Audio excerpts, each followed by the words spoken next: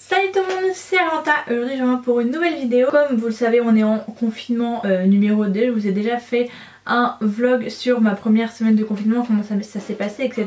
Pendant ma première semaine de confinement, j'ai eu un peu le temps de réfléchir à tout ce que ça signifiait pour moi. Et je me suis dit que ça pourrait être intéressant de partager ça avec vous pour qu'on puisse partager ensemble notre ressenti. J'avais fait le même genre de vidéo pendant le premier confinement, ça m'avait fait du bien de la revoir la semaine dernière pour voir justement qu'est-ce qui était mieux, qu'est-ce qui était pire, comment je me sentais, qu'est-ce qui était différent. Et en fait ça fait du bien de faire le point sur comment on se sent, parce que c'est des périodes, on le sait hein, maintenant à la télé ils en parlent aussi, qui sont également difficiles psychologiquement pour nous. Et d'ailleurs personnellement le Covid me touche plus psychologiquement que d'une autre manière, de toute autre manière. Comme je sais pas encore combien de temps ça va durer et puis on est là en ce moment tous dans le même bateau, je voulais faire un petit point maintenant, comme j'ai fait le premier confinement et comme je le ferai peut-être si il y en a d'autres et si ça continue encore, et parce qu'on n'a pas encore l'air sorti de l'auberge on va dire.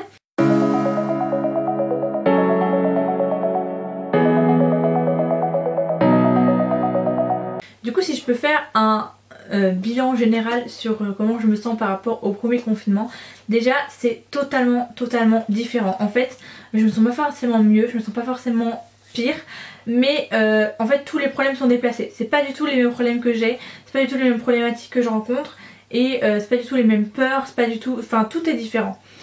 Donc en fait j'arrive pas à me situer, j'arrive pas à vous dire si je me sens bien ou si je me sens pas bien. Il y a des jours où je me sens vraiment très mal, il y a des jours où je fais des gros bad moods. D'ailleurs dans ma vidéo semaine de motivation j'ai fait cette vidéo parce que je sentais que je partais super mal. En fait quand j'ai appris l'annonce du confinement 2, je m'y attendais, j'avais anticipé, mais en même temps je voulais que ça n'arrive jamais. Du coup quand c'est arrivé j'ai pris vraiment comme quelque chose de très mauvais, parce que je savais que je voulais pas y retourner, je savais que le premier confinement ça avait été très dur pour moi. Je m'en suis sortie du premier confinement mais ça m'a fait énormément de bien de revenir à la société, et d'ailleurs j'ai pas eu le temps vraiment d'y retourner complètement, et personne n'a eu le temps, on n'y est jamais retourné complètement parce qu'il y avait toujours des mesures, des règles, de nouvelles règles etc. qui font qu'on n'a pas retrouvé la vie d'avant, ça c'est sûr. Et du coup c'est encore une couche, c'est encore ça continue et encore ça continue pire. La première chose c'est que le contexte est énormément différent. Mais déjà pour ceux qui m'ont suivi la première fois, moi j'étais au Canada quand il y a eu le Covid, le confinement et tout ça. Du coup j'ai eu décision rapide de rapatriement ou pas, qui est quand même très différent de est-ce que je rentre chez mes parents ou pas. Enfin il y avait quand même, tu pars d'un pays que tu vas plus jamais revenir, donc je quittais mon appartement définitivement là-bas, je quittais tout ce que j'avais construit là-bas. Après il me restait plus que 2 mois, donc j'ai écourté mon voyage. C'était quand même une décision difficile à prendre, qui n'a pas été facile à prendre, et en fait quand je suis arrivée au début du confinement je l'ai pris beaucoup plus positivement, parce que ça faisait hyper longtemps que j'avais pas vu mes parents, hyper longtemps que j'avais pas vu que j'étais pas retrouvée chez moi dans ma maison, et que j'étais pas forcément très bien au Canada, et qu'en plus en fait ça a multiplié les vidéos que je faisais avec mes amis de France. Je les ai plus appelés en visio, donc c'était plutôt un soulagement quand je suis rentrée au début. Après ça s'est détérioré plus le confinement a duré, mais c'était pas du tout le même contexte. Là du coup j'étais au début de mon année de master avec des gens que je venais de rencontrer, que j'étais là avec eux tous les jours. Une formation que je viens de commencer avec un concours à la fin de l'année, avec on est bientôt Noël, enfin le contexte est extrêmement différent. Et aussi on s'y attendait, parce que la première fois on s'y attendait pas du tout, on est un peu tous tombés des nues, alors que là on savait, ça faisait depuis le premier confinement qui nous disait qu'on aurait une seconde vague à l'automne. Moi j'ai des copines moi qui n'avaient pas pris leurs abonnements de transport parce qu'ils avaient peur qu'on soit reconfiné, ou alors qu'on ait des cours à distance etc. Finalement j'avais tous mes cours en présentiel, ça faisait 2 mois que j'avais repris une vie à peu près normale. C'est quand même pas la même vie au niveau sociabilité en tout cas, mais on s'y attendait tous. J'étais en colo pendant les vacances de la Toussaint, et je suis partie en vacances du coup parce que je travaillais donc chez mes parents, et j'ai pris plein d'affaires parce que je me suis dit si ça se trouve on va être confiné, je vais pas pouvoir revenir, je vais pas pouvoir revenir à Nantes, comment je vais faire. Je m'y attendais, mais en même temps j'espérais que ce soit pas vrai, qu'on allait revenir en cours comme d'habitude.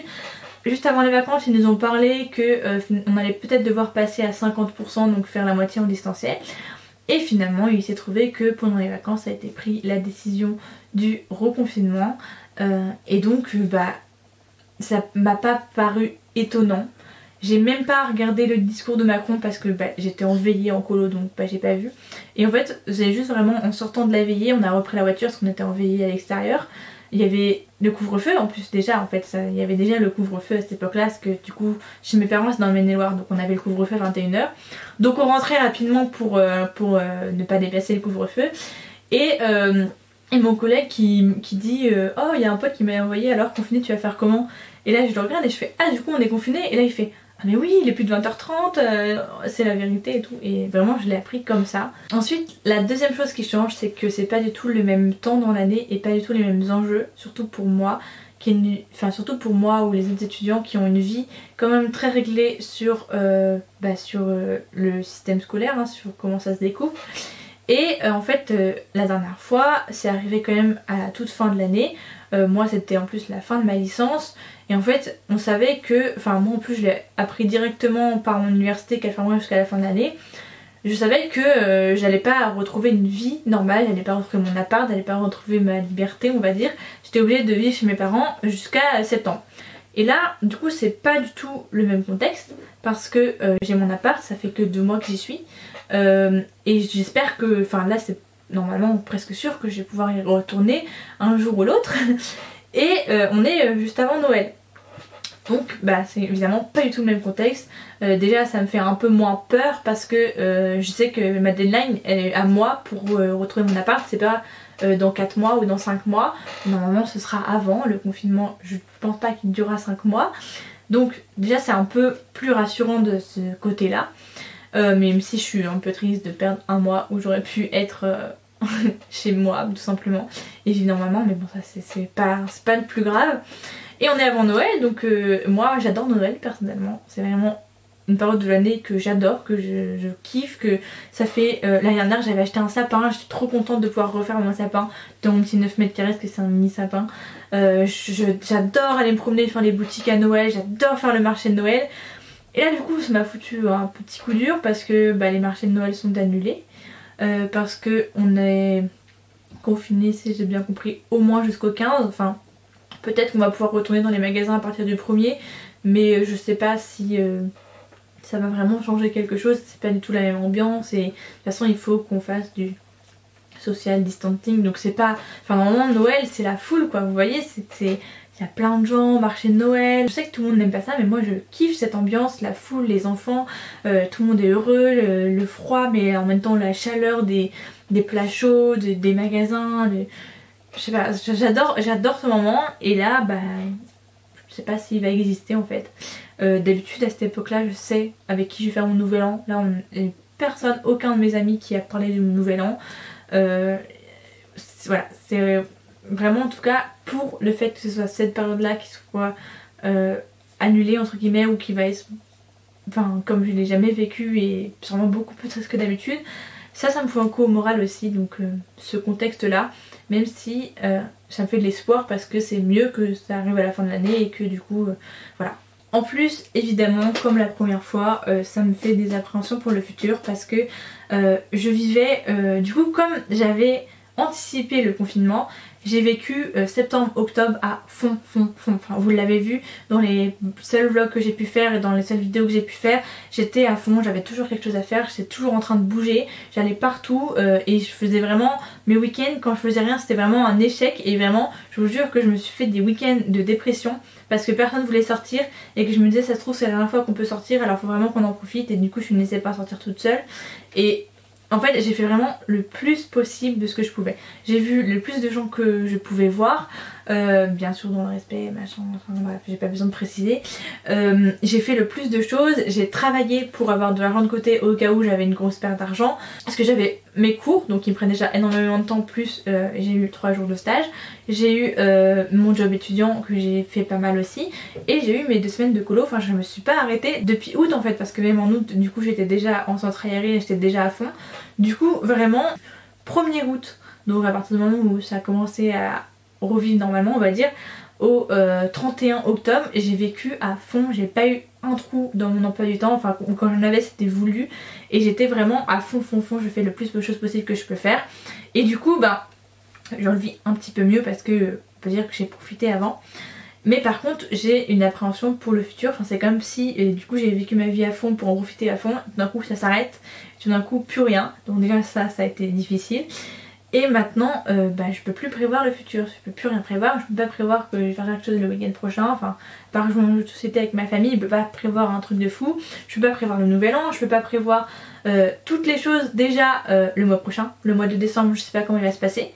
Aussi j'ai un stage, en fait je suis censée retourner en stage du 1er décembre, du 30 novembre au 15 décembre et je sais pas si je vais pouvoir le faire et puis après je sais pas si on va retrouver les cours en ligne ou les cours en présentiel, donc déjà je ne peux rien prévoir, donc ça me stresse, mais en même temps le stage me donne espoir parce que actuellement, vu comment sont les règles du confinement, les écoles sont ouvertes et mon inspe nous a autorisé à partir en stage, donc ça veut dire que si rien ne change et vu, parce que là je tourne cette vidéo vendredi 13 novembre, donc il y a eu hier soir le discours de Jean Castex et il a plutôt l'air de dire qu'il va essayer d'assouplir les règles en décembre, donc il n'y a normalement pas de risque qu'il ferme les écoles, donc normalement je vais pouvoir aller en stage. Ça veut dire avoir une raison valable de retourner dans mon appart pour au moins 2 semaines, peut-être pouvoir retravailler parce que théoriquement j'ai le droit de travailler, c'est juste que j'ai stoppé mon contrat parce que je ne me voyais pas vivre dans mon 9 mètres carrés juste pour travailler 2 heures par jour, voire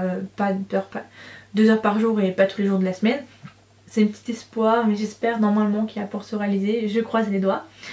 Voilà, et après j'ai également des appréhensions pour le futur plus lointain, mais ça je pense que j'aurai l'occasion de vous en reparler, hein, surtout si on est reconfiné plein de fois dans l'année, parce que l'année dernière le concours de professeur des écoles que je suis censée passer cette année a été annulé, puis reporté, puis annulé, puis reporté, et finalement il a eu lieu mais que sur les épreuves écrites, ce qui a énormément pénalisé les élèves du master. Surtout ça qui me fait peur pour l'instant, j'ai pas d'autres appréhensions sur le futur lointain, sinon j'arrive même plus à voir le futur lointain tellement c'est lointain et que en fait on peut plus prévoir rien parce que la vie est trop incertaine en ce moment. Il y a un truc qui me pèse pas mal, c'est que j'ai l'impression qu'on est les seuls confinés, nous les étudiants. Parce que moi par exemple chez moi, il n'y a que moi et mon frère qui est étudiant également qui sommes vraiment confinés à la maison. Mes petites soeurs vont à l'école, mon frère va au lycée, ma mère va au travail, mon père il va pas mais c'est parce qu'il est en arrêt, pas parce qu'il est en télétravail. Et il sera pas forcément en télétravail à 100% après. Et donc tout le monde vit en fait. Il y a des gens qui vont tous les jours quelque part. Mais enfin les gens vivent en fait. Tout le monde vit, tout le monde sort un peu. Tout le monde a au moins une autorisation de sortir. Pour vous donner une petite anecdote aussi également. Je suis sur des sites de rencontres. Et il y a des gens qui sont capables de te proposer des dates comme si on avait le droit de sortir. Enfin, au premier confinement, personne ne faisait ça. Ou alors, vraiment, il y avait des gens qui étaient en mode ouais, moi je suis prêt à braver le confinement pour toi, machin. Mais là, c'est vraiment bah ouais, on se voit quand et je dis bah non, on peut pas se voir. Ah bah si, t'as juste à venir chez moi ou j'ai juste à venir chez toi, je peux bouger, j'ai une station pour mon travail. Mais j'ai l'impression que les gens ne se sentent pas confinés, à part les étudiants, parce que nous on est les seuls qui n'ont rien droit de faire, qui n'ont pas du tout le droit d'aller à l'université, qui n'ont rien droit de faire. Et en plus, comme je suis confinée chez mes parents, je vais pas aux courses, etc. parce que c'est eux qui le font. Donc il n'y a que les étudiants et les retraités parce que du coup comme tout est fermé ils vont pas sortir. Enfin en fait comme on n'a pas le droit au loisir, il y a les retraités et évidemment ceux qui travaillent dans l'événementiel et dans tout ce qui est fermé.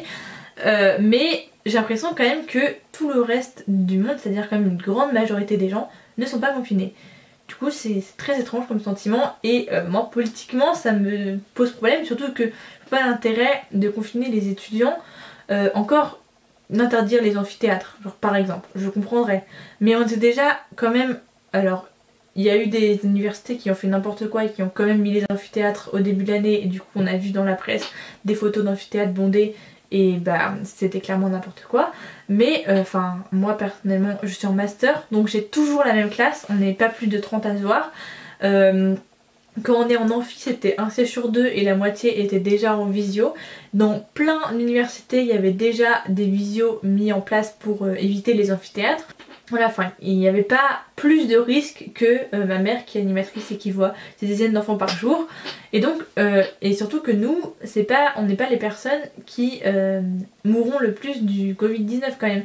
Enfin je suis d'accord, on peut l'attraper, ça peut nous rendre très mal et on peut se le refiler facilement parce qu'on a des contacts avec plein de gens.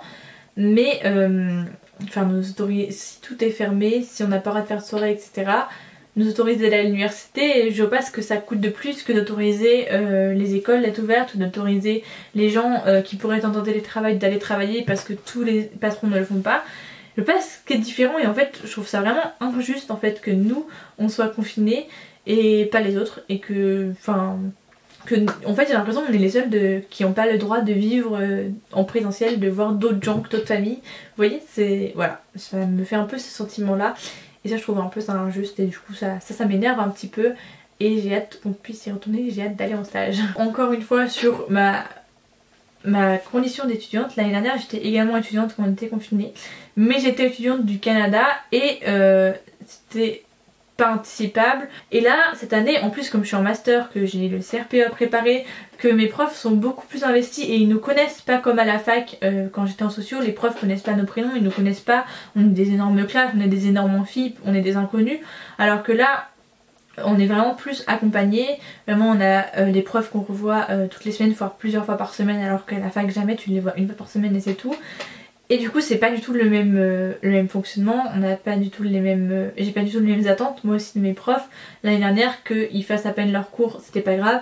Là c'est beaucoup mieux organisé, et en fait on s'y retrouve, on retrouve notre emploi du temps.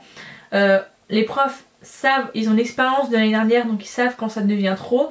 Ils font souvent en sorte que le visio soit moins long que le cours qui était prévu, ça dépend des profs, mais certains font ça. J'ai des profs qui sont vraiment, j'avais jamais utilisé Zoom, qui utilisent vraiment Zoom à la perfection, qui nous font faire des salles de travail pour qu'on puisse travailler en groupe, etc. Et c'est quand même vachement cool de pas pouvoir perdre ce lien. Par contre c'est hyper compliqué de se motiver. Des fois, ce matin par exemple j'étais très fatiguée. C'est hyper facile d'adopter le comportement éteindre sa caméra, éteindre son micro, s'allonger sur son bureau et écouter vaguement le cours. Parce qu'il y a forcément quelqu'un qui va participer, et pratiquement jamais ils disent toi tu participes, surtout quand on fait pas de travaux de groupe. Et du coup c'est vrai que, et moi par exemple les mathématiques, alors je suis pas mauvaise en mathématiques vraiment, j'ai fait un bac S quand même, donc ça me revient très vite, et j'ai des gens dans ma classe qui ont beaucoup plus de mal. Mais en visio c'est hyper compliqué pour moi de me concentrer, j'ai l'impression que la prof me donne beaucoup trop de devoirs, j'ai jamais le temps de les faire. Et en plus de ça, la correction, elle ne fait pas toutes, du coup certaines fois elle nous envoie les corrections, certaines fois on les fait à l'oral en visio. Et des fois j'arrive pas à me concentrer sur la correction, j'arrive pas à me relire. Et par exemple les maths, j'ai vraiment hâte de les refaire en présentiel, parce que j'ai besoin d'être dans la salle avec la prof, avec les autres, pour réussir à faire mes cours de maths. C'est pas possible. Par contre les cours un peu plus magistraux, les cours sur le système éducatif par exemple, en plus comme les sujets sont méga intéressants, j'arrive mieux. Mais c'est pas l'idéal en fait, c'est mieux organisé que l'année dernière.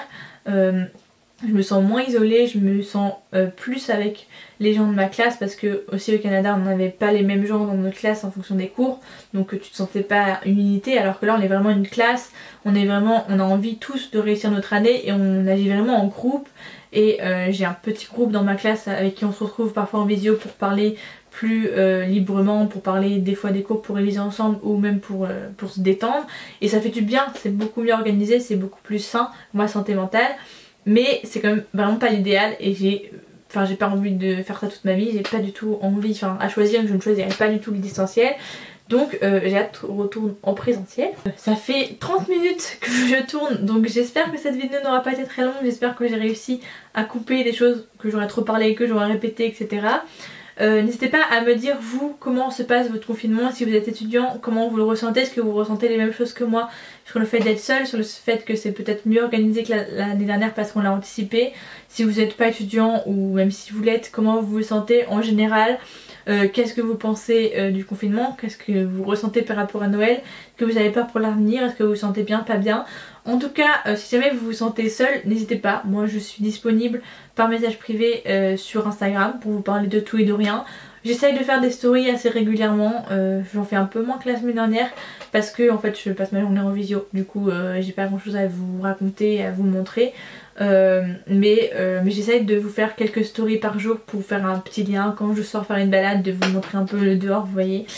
Du coup n'hésitez pas à aller me rejoindre sur Instagram, j'espère que vous vivez quand même pas trop mal, j'espère pour nous tous que ça ne va pas durer trop longtemps, j'espère que tout le monde est en bonne santé dans votre famille, que c'est pas trop dur financièrement, et j'espère qu'on va tous en sortir le plus rapidement possible, qu'on va trouver enfin une solution pour enrayer ce virus, hein, parce que c'est quand même ça le problème principal. Et j'espère aussi que vous avez aimé cette vidéo, qu'elle vous a peut-être aidé, que ça vous a fait du bien de m'entendre parler de tout ça. Et puis on se dit à la prochaine!